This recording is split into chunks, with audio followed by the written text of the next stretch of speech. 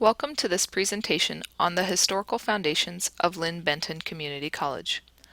My name is Christina Holton.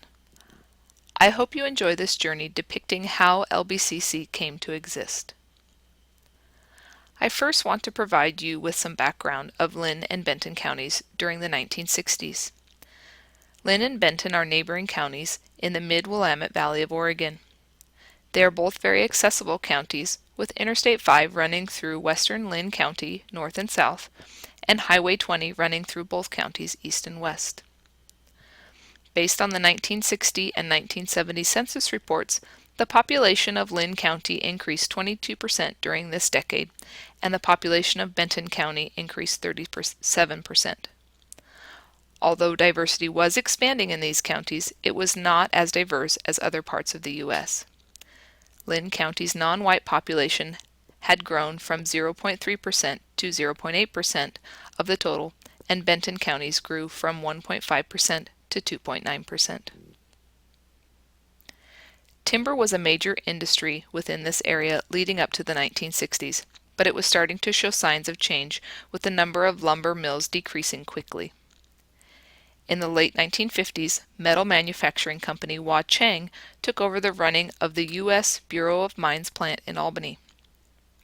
These concepts, combined with the passing of the 1959 Oregon legislation for creating comprehensive community colleges, led locals to start considering a local community college. In 1964, the Lynn County Chamber of Commerce commissioned the Bureau of Educational Research through the University of Oregon to complete a feasibility study of the need for a local community college. Dr. Lawrence Fish compiled and presented the results. The study looked at both economic and employment factors for Lynn and Benton counties. It summarized a survey that was conducted of 3,335 local junior and senior high school students. It projected potential enrollment and possible instructional programs, and it outlined the financial needs involved with establishing a community college. Dr. Fish concluded that it would be quite feasible to create such an institution. The support from Lynn County was present, but residents of Benton County had their concerns. Since Oregon State University in Corvallis, Oregon, resides within Benton County, and OSU already had a division of continuing education, many believed that a local community college would be a duplication of services. Also, the city of Corvallis created 5 new elementary and middle schools during the 1960s, so supporting another institution with property taxes was not favorable. Many did come out and show support of the idea, though, including OSU's president Paul Jensen.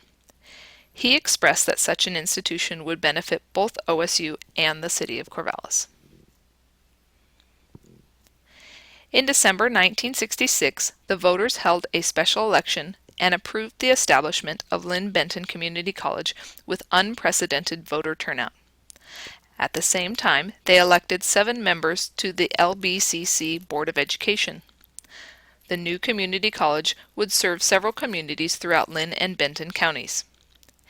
In May of 1967, the LBCC Board of Education hired Dr. Eldon Schaefer as the first president of Lynn-Benton Community College. President Schaefer and the board worked diligently to get LBCC up and running. Despite original projections, they opened their doors in the fall of 1967. They had to utilize several different locations throughout both counties, and they only offered night classes this first year, but they were operational. Tuition at the time was $5 per credit, which was 4 times the Oregon minimum wage set for men in 1967. During its first year, LBCC served 2,400 students. LBCC would be able to start offering day classes the very next year. There were a wide variety of course offerings, including feed and farm supply, nurse's aid, and certified welding. They also offered 6 programs, including a sewage waste treatment program, which was the first of its kind in the country. LBCC held its first commencement ceremony in June of 1969. LBCC was initially struggling with the concept of being an open-door institution. Individuals who had a high school diploma or GED were allowed admission, and adults without a diploma were allowed admission after taking the GED test. However, adults without a high school diploma or GED were required to provide evidence of appropriate work experience or training that they had received in lieu of completing high school. This directly questioned the open door policy. As time went on, LBCC began to grow. Voters passed a bond for construction of the permanent main campus, still located today just south of Albany on Highway 99. This campus was dedicated in 1974. LBCC had a steady increase in student registration, and it favored vocational classes 2-to-1. The adult education program also grew in the early 1970s. In the mid-1970s, the nursing program became so popular that they had to begin a lottery program as a way of selecting from the large pool of qualified applicants. Also, LBCC had an accreditation visit in 1977, just prior to their 10th anniversary, to help point out areas where they were being successful and others where they could improve. During the 80s, LBCC opened a new Farrier School site on the OSU campus. They also became one of the first in the nation to offer a guarantee to all students who graduated from LBCC. This promise was that if the transfer credits that a student took at LBCC did not transfer to a 4-year college, the student would receive a refund. In addition, if a student found that they were not properly prepared for a vocation after completing a professional or technical program, they could return and take classes to increase their skills free of charge. In 1990, Oregon Ballot Measure 5 was passed, and it restricted the amount of funding public institutions would receive from property taxes. This would trigger multiple tuition increases throughout the decade. LBCC was finding ways to expand their offerings based off predictions of growth in the high-tech industry.